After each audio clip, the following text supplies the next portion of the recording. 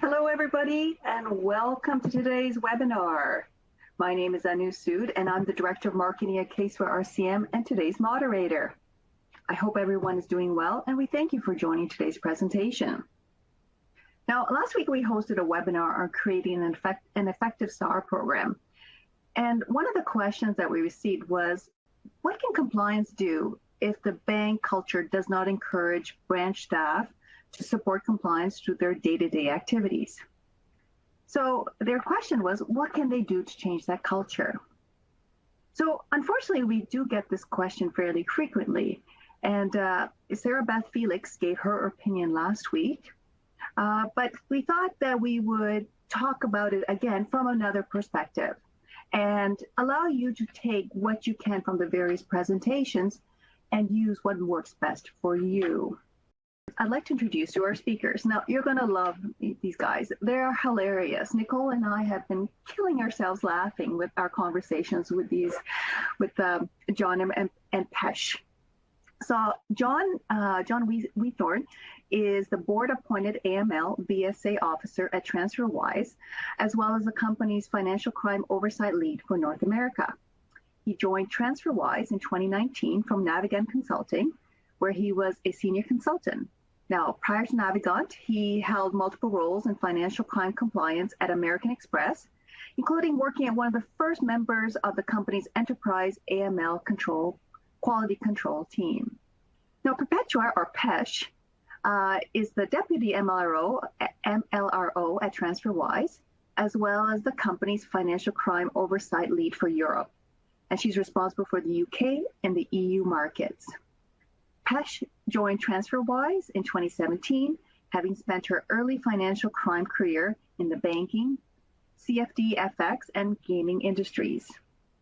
Now, Pesh has worked in a variety of compliance environments, including both private and publicly listed companies. And with that, I'd like to hand over the presentation to our guest speakers. All right. So today we're going to be talking about addressing the challenges that come with engaging senior leadership. We're going to share some solutions, do a little self-reflection, think about how we can apply these in your situation, and how to get started with that. What are the first steps you need to take to really bring your compliance environment at your organization to the next level? And then we're going to share some secrets. So Pesh and I are going to tell you about TransferWise, this mysterious fintech, and we're going to tell you what works for us. All organizations are different, but we're going to tell you what we're doing to keep our leadership engaged. We'll give you some key takeaways, and then the Q&A. I'm not going to say it's going to be the best Q&A you've ever been to, but I will say the questions have been pouring in. I'm not making it up. Before we even started the broadcast, questions were pouring in. So we will answer as many questions as we can today about this topic, about TransferWise, about us, whatever you've got. Feel free to ask. We'll get to the best questions, so bring your best. So we sent out a poll to you, and we're going to get to that in just a moment. But we're going to get to the heart of it is, why are we here today, right? So compliance is the beating heart of financial institutions. And the truth is, without financial crime compliance, without regulatory compliance, without these things, you can't have a company. Right? So you can't grow your product, you can't launch new products, you can't partner with other companies. And yet, how many times have you been told, well, compliance is a cost center. That's just, it's cost of doing business. I don't want to deal with it. Yeah, they slow things down. I just don't like it. Oh, it's a roadblock. Oh, we got to get compliance to sign off on this. There is this terrible reputation that compliance has that is often adopted by senior leadership because they're trained by the senior leaders that came before them and the ones that came before them. That compliance is something not to be engaged with, but to avoid, and it's to deal with. It's not something exciting. It's not something to invest in. So let's look at your survey results. Let's see what we've got here and what you said the level of engagement is you have at your institution.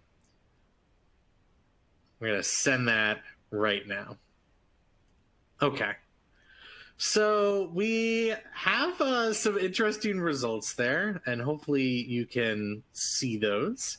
So we had about 37% said lots of engagement, senior leadership's getting involved, challenging your plans. That's wonderful. Higher than that, though, said, 42%, they generally understand things. They might challenge things on occasion. And nearly 18% said little engagement, right? Lack of interest or understanding. They only speak up if there's issues that are raised first. And then at least 2 people said there's really just nothing going on.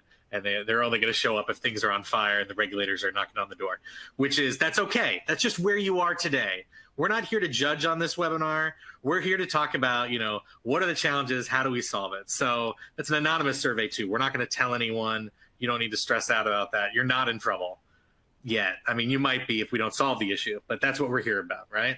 So let's talk about what are the challenges. There's a lot of different challenges. And Pesh, maybe we can talk about the different challenges we see at different institutions, different sizes, and what that looks like.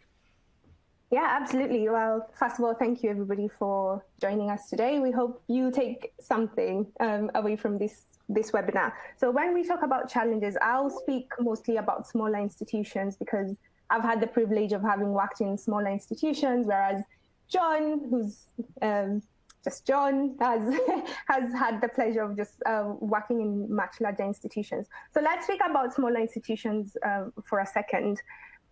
The challenges that we face here, I would say there are about 5 main challenges. So one is the lack of expertise to articulate why compliance is important and why they should even be hired in the first place. So this comes back to how much budget they've got to hire subject matter experts, how large they are in terms of their product offering, et cetera, et cetera. So there's that lack of expertise. But then there's also the limited reach. So they feel like they don't have enough risks to actually invest in compliance or to even have that senior leadership engagement. So compliance isn't seen as a problem. AML isn't seen as a problem. They have a limited number of customers, a limited number of products that they're offering. They're normally also limited in sort of geographical locations of where these offerings normally are. So there's that issue. And the third thing with smaller institutions is the lack of knowledge of senior leadership. Now, this is something I've seen where I've worked before. And I don't want to say it's through any fault of anybody. It's just that in much smaller institutions, senior leadership wear multiple hats. So your MLRO will often also be your chief legal officer. And that means that they don't have potentially the correct knowledge to know what compliance is, to know what kind of resourcing compliance needs, what sort of tooling should be in place, who they should be talking to. So because of these multiple hats also brings us to the 4th thing, which is lack of capacity. Having multiple hats by senior leadership in this smaller institution also means that a lot of attention is not going to be paid to compliance. Post 2008, compliance there was a lot of heavy investment. So even the new startups, the new smaller institutions are kind of thinking this is a tick box exercise. Okay, we need to have an MLRO. What does that look like? We need to have a BSA officer. We're not going to go for John because, John's going to ask to be paid hundreds of thousands of dollars. We don't have that. So what are we going to do? We're going to probably get somebody less sort of with the right knowledge and the right skills just to get us through the regulator's door, to get us licensed, to get us going. But then the danger in that is that continues, and these people then tend to come to become the global compliance officer, et cetera, et cetera. So that sort of tends to carry forward, and therefore there's really that lack of acknowledgement of what really compliance looks like and what compliance actually needs. And the last one, this is, I would say, the regulator's fault. There's a lot less scrutiny from regulators, which makes these smaller institutions kind of complacent. They're not going to come knocking at our door. We only got 100,000 customers, or we've only been live for this long. But then, as we've seen, smaller institutions have potential to become really big institutions, and then the regulator pays attention. And those are the kind of 5 main challenges that smaller institutions face. John, since you've had the pleasure of having worked in large institutions, want to tell us about what challenges you've seen there? Yeah, no, I think you hit on like a really key point too. Is I think smaller institutions and startups and fintechs, they often think they can fly under the radar at least for a while. And I think it's an interesting point, Pesh, is like, when do you become a large institution? When are you suddenly of interest to the regulator? Because you can have a fintech that has 20 employees but is moving millions of dollars every month. Your state and federal regulators in the US might be very keen to know how well your compliance program is. So there is that bridge. Looking at large institutions, we often think that large institutions, oh, well, they have all the resources in the world. This is, it's a huge bank. They're all over the place. They have everything. One of the biggest challenges is often lack of ownership with compliance. And I call this the plague of VPs. You have this vice president, and then they report to this vice president. And then, well, I'm the senior vice president of this regional vice presidency. I can't tell you how many times I've been in large institutions where they have a meeting about that other meeting, about the policy change that they really need to make to the recommendation of the committee. And it's like, well, who owns the risk? Who owns this issue of compliance? And does the board actually know? Are they actually engaged? That leads to a lot of problems when things are not owned, which leads to some of the things that we've put here that affect all institutions: this lack of investment, a lack of prioritization, and a lack of innovation. The large institutions, definitely the lack of innovation. I'm sure if you're at a large institution, lots of love for you, no judgments. But there's usually investment, right? There's usually a large head count at larger institutions. But the innovation side might be, well, if it ain't broke, don't fix it. Why invest in this? We have a couple hundred people in this office, a couple hundred over there. Then there's that lack of innovation. The lack of investment, lack of prioritization, this gets into the engagement, right? So how do you convince senior leadership to invest? Whether you're small, whether you're large, how do you say, hey, we need to increase headcount for our sanctions team or our fraud department, or we really need to get out of this legacy system. It's really old. We can't be in green screens for the next 20 years. We really need to get a case management software. And, if you're getting a response of, well, we haven't had any audit findings or regulatory findings, that's where the challenge comes from. So where have we seen this? Where have we seen these problems? Well, we've seen a couple of these in the news lately. And Pesh and I made a promise we're not going to name any of these institutions because some of you are probably from these institutions, which is fine. Again, we're not here to judge. We're just here to talk about it. Pesh, maybe you can talk about a UK fintech that had some issues. Yeah, I think not just this specific UK fintech, but what I want to say is, lack of leadership or lack of leadership sort of buying into the whole compliance, the whole AML compliance bit, means that they can and they will challenge your controls. They will challenge, especially where you're very fast growing, you've got to launch new products. They will challenge, why do we need to have this? When you're trying to say to senior leadership or senior management that, hey, I know we are going into Asia. To do that, or we're launching into Turkey, for example. Therefore, we need to increase the headcount of our sanction screening team. And senior leadership is like, no, we just need to launch. We'll fix things later. What that then means is that backlogs will then start growing.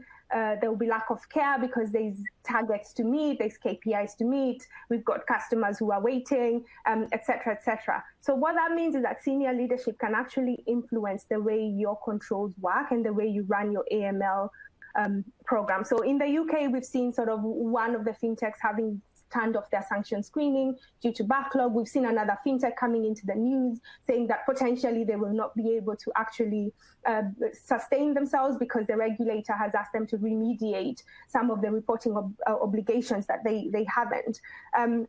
So it's really important that compliance, and we'll talk about this in a couple of slides, but it's really important that senior management is able to understand that they cannot influence compliance controls. And for them to understand that, we've got to be very, very clear about how we're articulating what risks our products are posing. We're articulating, and I love this, that compliance is the brand. We are your brand. Without compliance, you don't have a brand. And trying to get that really key message across. And looking at these examples, I know, John, you're going to sort of speak a little bit more on the US side. There's that battle between growth and compliance. And we want to get to a place, which is why we're having this webinar, where we get them to care about compliance and we get compliance to care about growth, because we have to work together. Senior leadership has to work with compliance, compliance has to work with senior lead.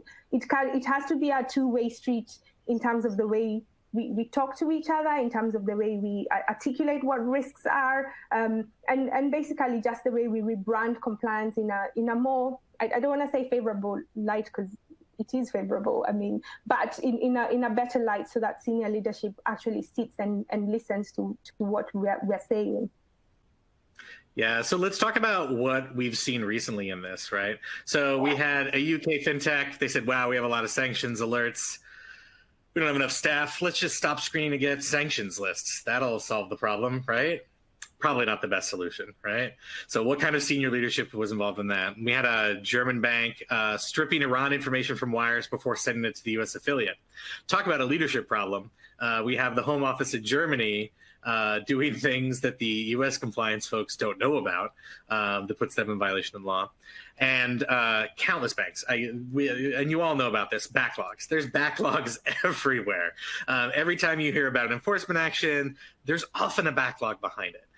Or there's a remediation action that requires a look back that involves a huge backlog. And when you're going to have those backlogs, what's the quality control that's going to be around that program? What's the quality of, if you have 500,000 alerts that have piled up over the last year, how fast you can get that? So what are the solutions? So how do we get the senior leadership to care about and invest in compliance? And this is where we come down to kind of three things that we have to communicate. One is we're not just a cost center, and we're very lucky at TransferWise. No one's ever called us a cost center, at least not to my face. No one's ever done that. But we are an enabler of the entire business. And number two, which Pesh hinted at, is compliance is part of the brand. We are the brand. And this is a really fun concept, and I encourage people to present this to your senior leadership. So compliance has a product.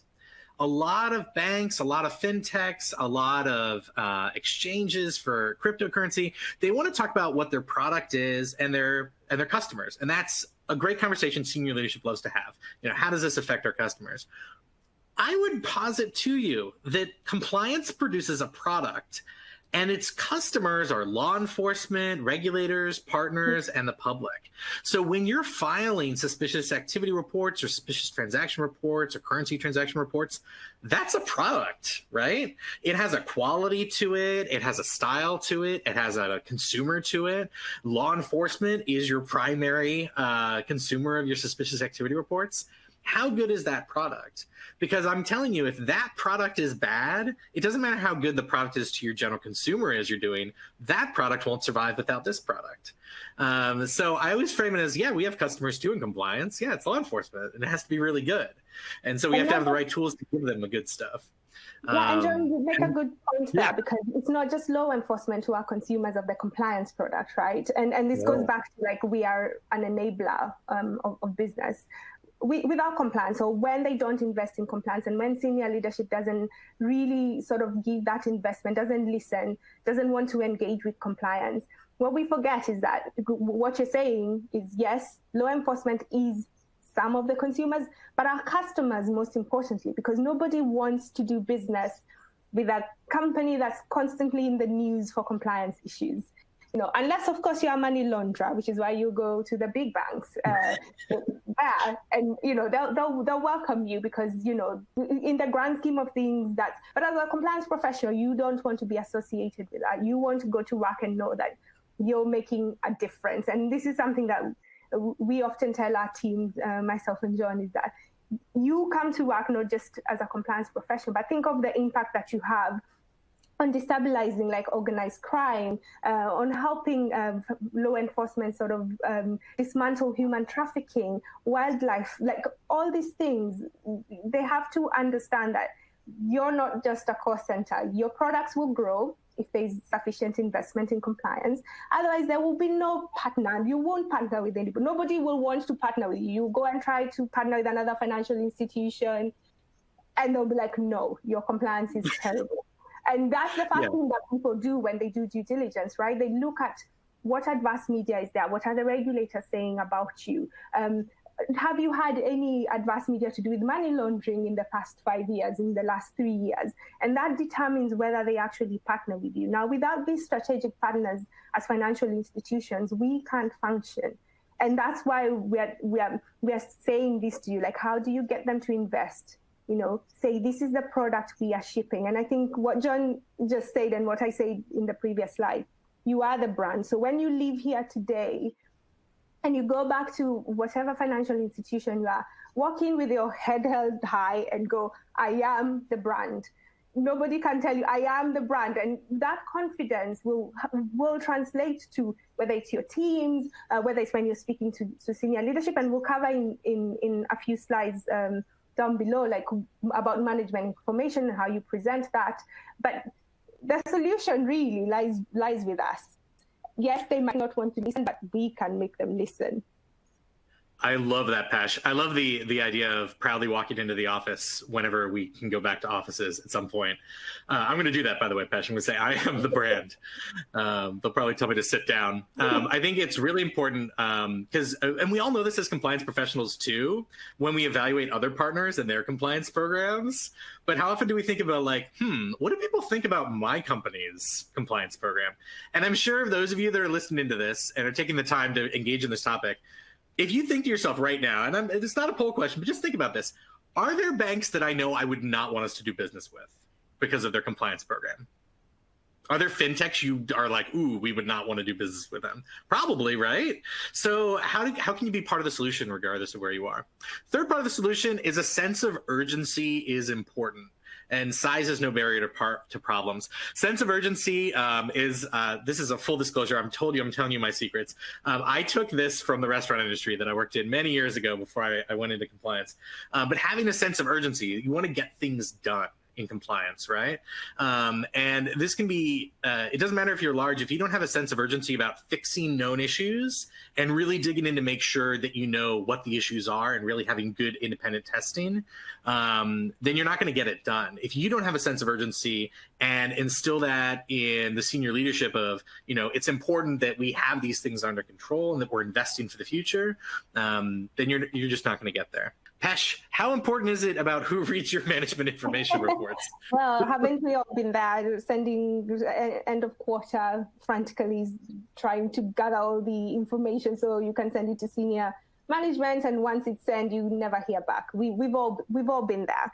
So in this self-reflection, what I would hope that the listeners would do is go back and think about who is reading your management information. So ask yourself, is this information going to the right people? So if you're doing a management information and you're sending to, I don't know, the entire compliance department, why? What do you want from that? And is it going to the right people? Who needs to see this information? And then what feedback are you getting? So if you've been doing management information for 1, 2, 3, 4 quarters, or on a biannual basis, whatever your institution is working, what feedback are you getting? And is there enough challenge to the information that you're providing to senior management?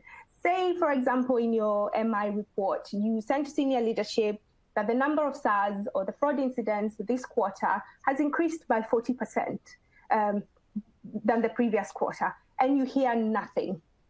There's a problem. Because it shows lack of care. What I would hope is that somebody would go, can I understand why? What happened this quarter? What happened last month? What happened this week? What is it that we need to fix to get this to a better state next quarter? And then if there's no challenge, then start asking yourself, is there a training gap? You know, going back to the challenges that senior leadership have. Majority of them might not have the sufficient knowledge to actually interpret what you're saying in your MI report.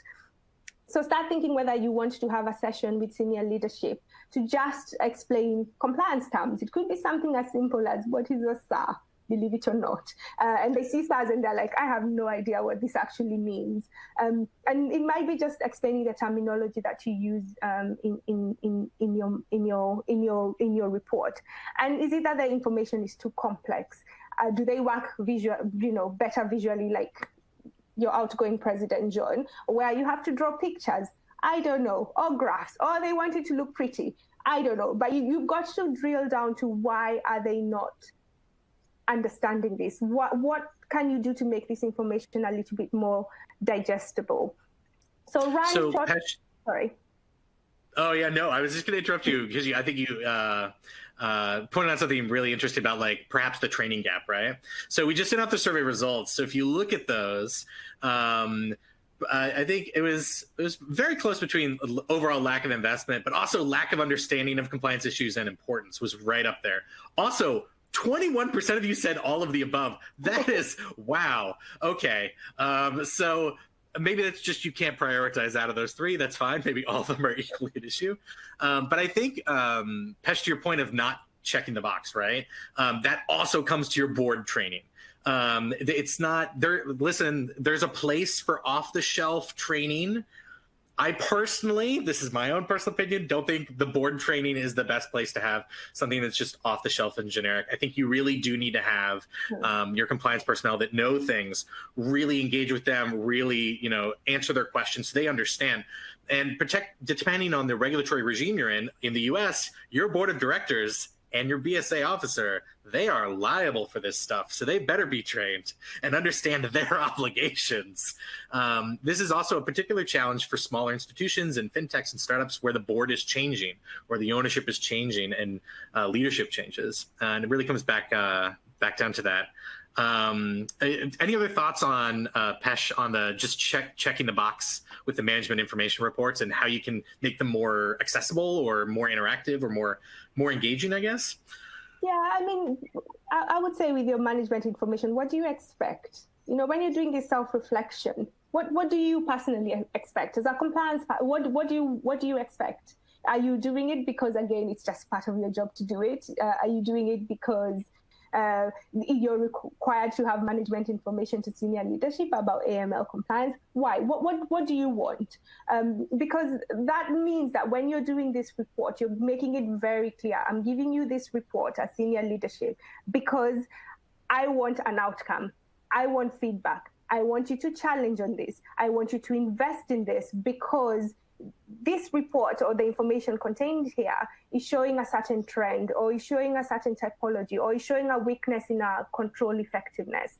Our compliance health isn't as good as it should be. So what do you want from senior leadership when you do send this information? Whether you do it on a monthly, quarterly, however you do it in your institution, be very, very clear about what you want because that helps you in sort of translating that information in a way that they will understand. But also when you present it, if it's a must, tell them you must do this. And if it's a want, well, good luck with that. But yes, good luck with that.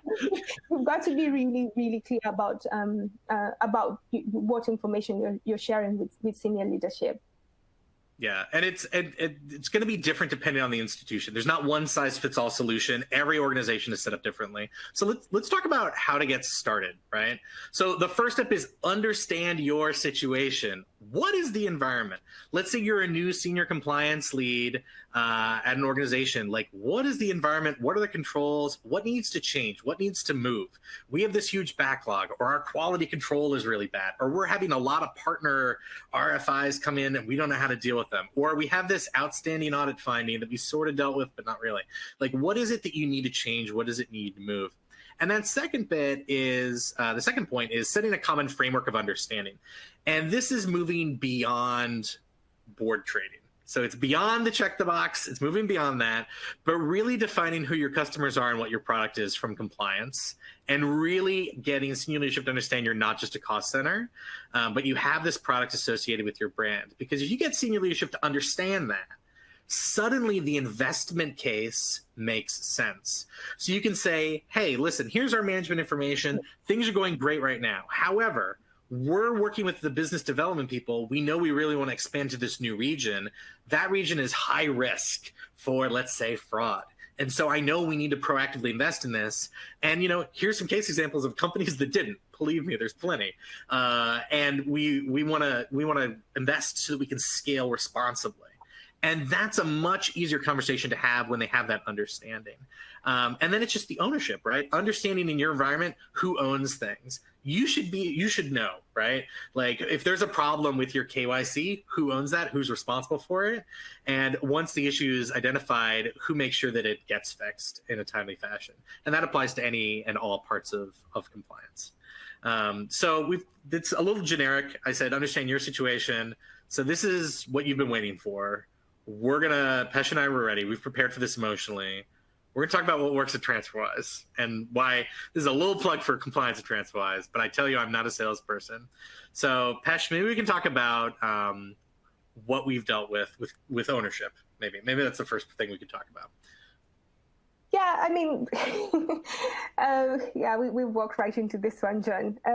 But clear ownership, accountability. That's the bottom line. Who owns what? Who's responsible? Where does the buck stop?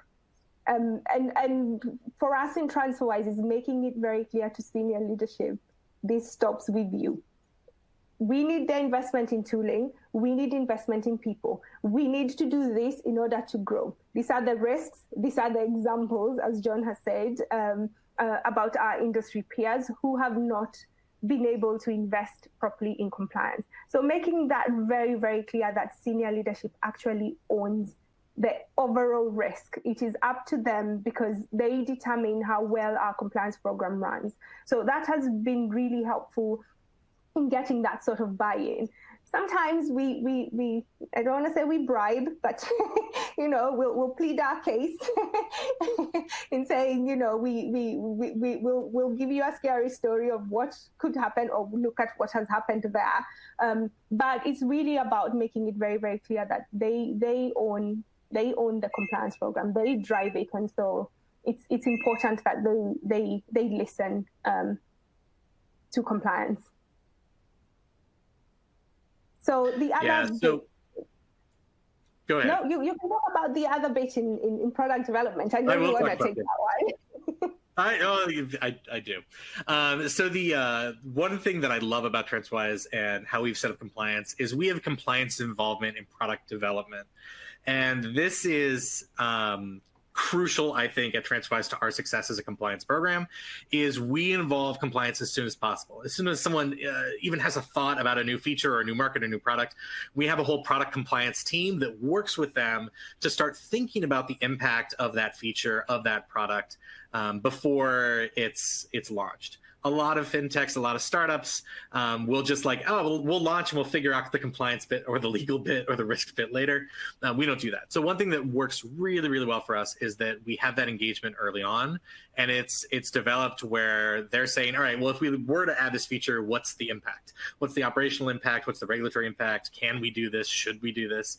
And so we have an approval process, as most institutions do, but even prior to coming up for us approving it in compliance, we have that engagement with the first development of it, with the product managers and the product developers and the business development, and that's really fun. And then the third thing we have on here is senior leadership engagement, which Pesh already talked about, but really that ownership by compliance with appropriate oversight, and then regular challenges with leadership. Because we are able to get that clear accountability with the senior leadership, they give us those challenges. They say, well, you've already told us about this risk. How does this affect the risk? Or why are you not approving this product fast enough? It's like, well, remember that risk we told you about? Yeah, it's because of that. Because it's already a challenge for us, maybe we shouldn't double down and expand the product until we're ready to do it. And it's a growth for us at TransferWise. We're a company that's experienced tremendous growth over the last several years. Even in the last 12 months, we've experienced tremendous growth. And the wonderful thing is, because we have that accountability, we're getting that engagement, we're getting that investment. Our compliance teams are growing rapidly at TransferWise.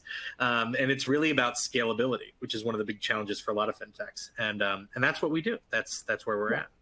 I remember, John, when we did the first MI report, and we had pages and pages of data and metrics, and we went to senior leadership with this, and they said, sorry, but this doesn't tell us anything. And I remember us sitting there going, we spent weeks and days, just sleepless nights trying to get this, but we learned our lesson in that we just can't get away with giving just, okay, what are they telling them? But also, most importantly, is them challenging us to actually really think about the information that we are gathering, and how that translates to risk. But also, when we go into these meetings, we're very clear about what we want. What are we expecting senior leadership to do? Because they're obviously busy people, and we've got to be super clear. So when we go in there, if we've got priorities, then we put it out there from the beginning. This is what we are here for. This is what the data is telling us.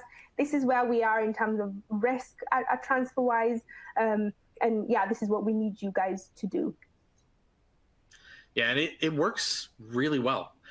When you're able to prioritize and really assess your risks, having a really good risk assessment helps. It's presented in a very digestible way for senior leadership. It means you can always refer back to it and be like, oh, this is the control we have for that risk, and this is why we have to invest in it. So it's a great point. So what are our key takeaways? I think in the end, it's really understanding your institution's unique culture, risks, and working environment. You're going to have a different challenge in a bank that's been around since the 1800s than a tech startup that opened 3 years ago, right? Completely different challenges, but no less important regardless of which institution you're in. So once you understand it, define your compliance products and customers, whatever that may be. It's different if you're in a brokerage firm versus a cryptocurrency exchange. If you're doing international remittances or credit cards, it's a different product, and compliance has to approach those things differently as well. And then engaging leadership in a meaningful way. And then with the caveat of let the experts handle the execution, right, Pesh? So we're not saying that the board of directors has to understand it and be like, oh yeah, we got to get that amended SAR file next week. We're not saying that, right, Pesh? No, absolutely not. We're just saying, try and let the experts sort of enable them, because they're enabling your business to grow, and they're enabling you to have all these partnerships and to grow as an institution. So enable them so that they're able to actually handle this. So if it's a case of, and going back to the data and the metrics that you give, if it's a case of, hey, we've got X amount of fraud this quarter versus last quarter, what you want from senior leadership when you do go to them with this report is, what do you want? We want you to invest in tooling. We need X amount of engineers to fix this control or to do that, or being very clear, but letting compliance actually tell you what is the best way forward. And that's where sort of our value comes in, being able to articulate the risks and the solutions. But the last bit actually there is being able to challenge the status quo. Just because there are no findings today doesn't mean everything is perfect. And that's a really important one to say. With TransferWise, we have tried our best to make sure that compliance is a key component of everything that we do, and that we're maintaining that image both outside to our partners, to our regulators, internally, and that tone from the top really is dripping down to everyone within the company, so that even when product is thinking about launching, their first thought is, I need to speak to somebody in compliance about this. And the reason for that is we don't want to, down the line, find ourselves in a position where their findings or something's happened, or someone turned off something somewhere or turned on something somewhere that's then caused us a problem. So, just because everything is okay now doesn't mean we get complacent and we sit back. We have to keep developing and keep growing to just make sure that it remains as calm as it is. Yeah, I think the challenging the status quo is the big one, particularly when there's no findings. Let's say you have no findings, no internal audit findings. So the board might think everything's fine. My challenge to you, and particularly those of you in senior leadership, is, are you comfortable and are you happy with all aspects of your compliance program? Or is there something that you're like, well, we could improve this bit? Well, there's no audit finding. Yeah, let's do it before there's an audit finding. Let's make this investment now. Never be afraid to challenge the status quo so that you can bring your compliance program up to your standards. Because at the end of the day, for those of you, if you're the MLRO, if you're the BSA officer, it's your name that's going on it. It's your name on the certification. It's your name on the filing. You need to be comfortable with where your program's at. And if you're not, you need to get leadership in there. So hopefully this has been helpful. Hopefully these takeaways are good for you. You'll be empowered now to think about compliance as a product and the brand. Remember Pesh's words, I am the brand. Just walk into the office. Don't explain, just say it, live it, feel it. It's going to be great. Thank you for coming, everyone. Thank you so much. With that, I'd like to thank John and Pesh. I had a lot of fun. My cheeks hurt from smiling so much. I hope everyone else enjoyed the presentations as much as we did. I think it was fantastic. Lots of good advice. I'm sure we could continue talking about this again, and maybe there's an opportunity at another session for people. So with that, on behalf of Nicole, myself, John, Pesh, loved having you. Thank you very much for taking the time. And for everybody else who's on the line today still, thank you for joining us. I hope you took a lot out of this presentation, and if nothing else, you had a lot of fun. This now concludes our presentation.